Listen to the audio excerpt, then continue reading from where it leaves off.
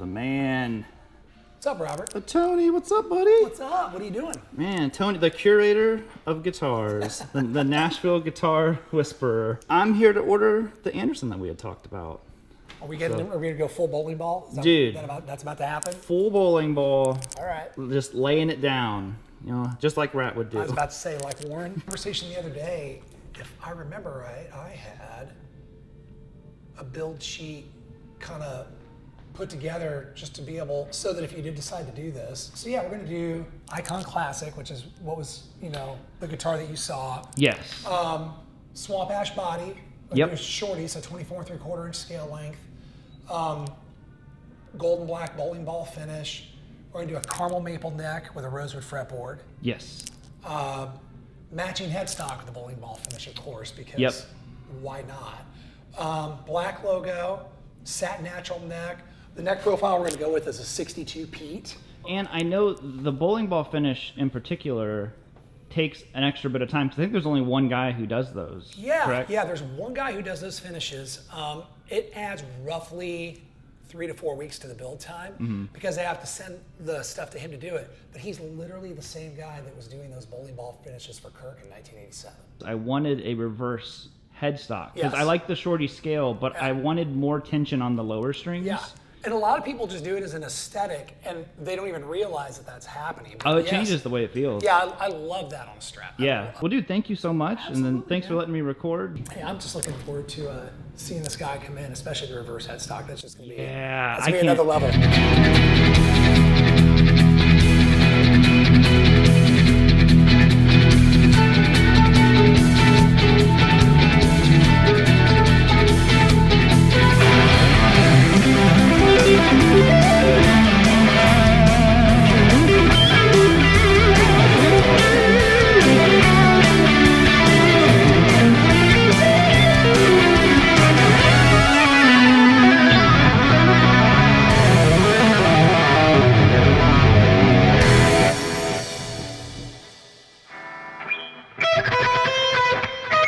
All right, at long last, I should show you the list of messages from people asking, what is this gold guitar that keeps popping up in your videos and shorts and lessons and all this kind of stuff?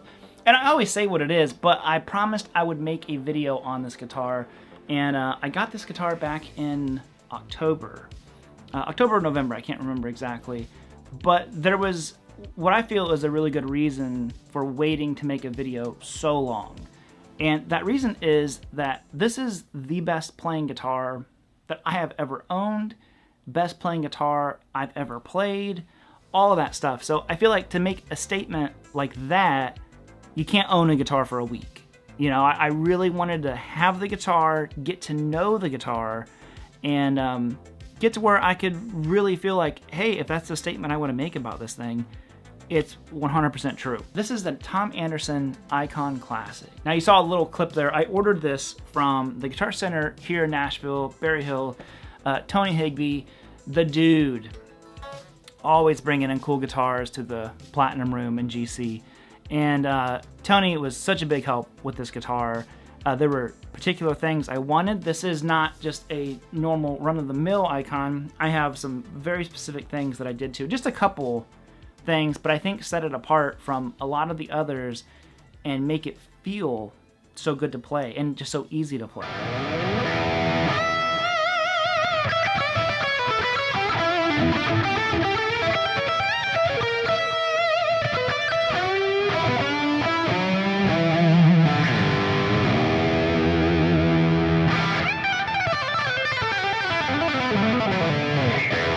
Hey everybody, I was editing the video. I wanted to hop in here real quick. I just wanted to make sure that it was clear that this guitar was not given to me. I purchased this guitar, I sold some guitars like I usually do, and I traded in some stuff to Tony, but it's not a free guitar.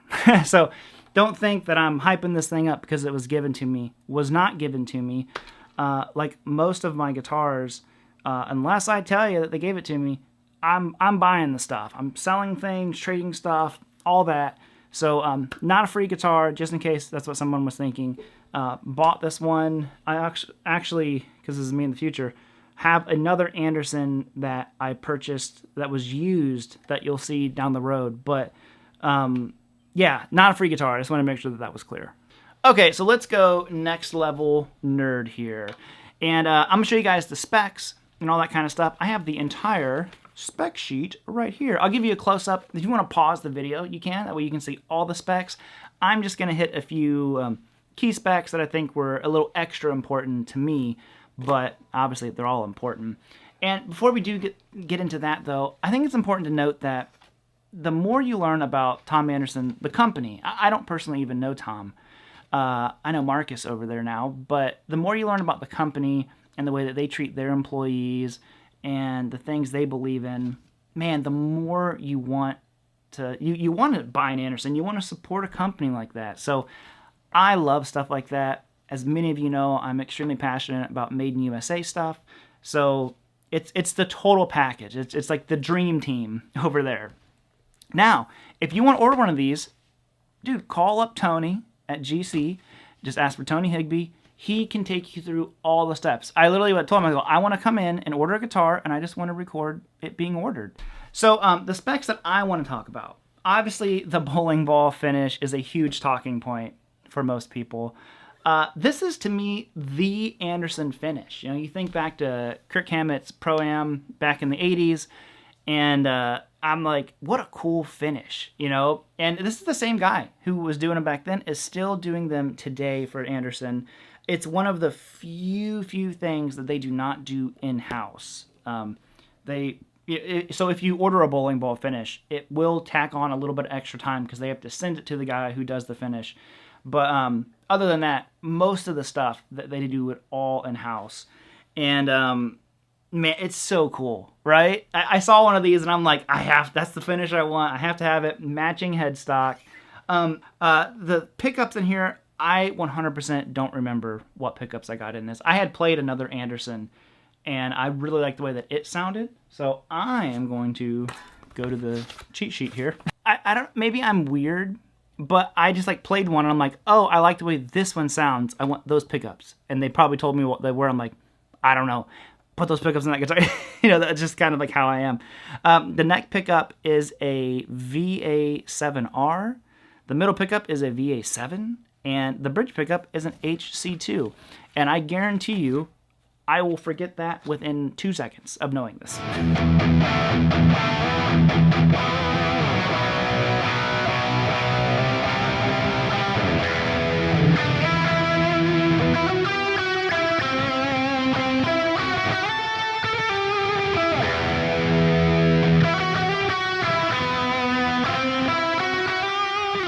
For me, I do not like the look of the pale maple that has kind of turned into like a common thing nowadays. I don't like that. I like the way the slightly tinted, so I went with roasted maple on here, and obviously a reverse headstock. Now, I think reverse headstocks just look really cool, but there's actually a reason for that. I got a couple of guitars that had reverse headstocks, and I noticed that I really liked the way that the strings felt. So easy. So you combine the shorter scale with the reverse headstock, and it is just butter. But something I did not see coming, but in the past year, I have really fallen in love with the feel of stainless steel frets. Now, this is a standard thing across, I think, all the Andersons. I think you have to special order nickel. Don't quote me on that. I could be wrong. I was not a believer. I was a straight up nickel guy. And I got a couple of guitars with stainless steel frets. And I'm like, I see the light. I know why people like stainless steel frets so much now. It just adds to, I keep talking about how the guitar plays. You add all these elements of the scale length, the reverse headstock, stainless steel frets. It's like, how could this combination not just be insane? And it is. It's insane in the member. Okay, anyways. Now, the next one was the switching. I had a particular way I wanted to do the switching on it. Now, this is just a normal 5-way. And this is just a normal volume. And you have your two tones. One tone goes to your bridge, one to the neck. But this splits the bridge pickup, which I don't know. It's a pretty simple mod, but I think it actually is pretty useful. But it works in unison with the next mod that I wanted, which was this one. Boom! Push the tone knob down here, and now I've activated the neck. So you can have your bridge pickup and the neck. You could do full humbucker if you wanted. If you don't want to split it, you don't have to. I love the sound of the neck and the bridge when it's a single coil together. That's what that first tone was that you heard in the beginning. You know, that little overdub thing. And it's like such a quintessential 80s sound.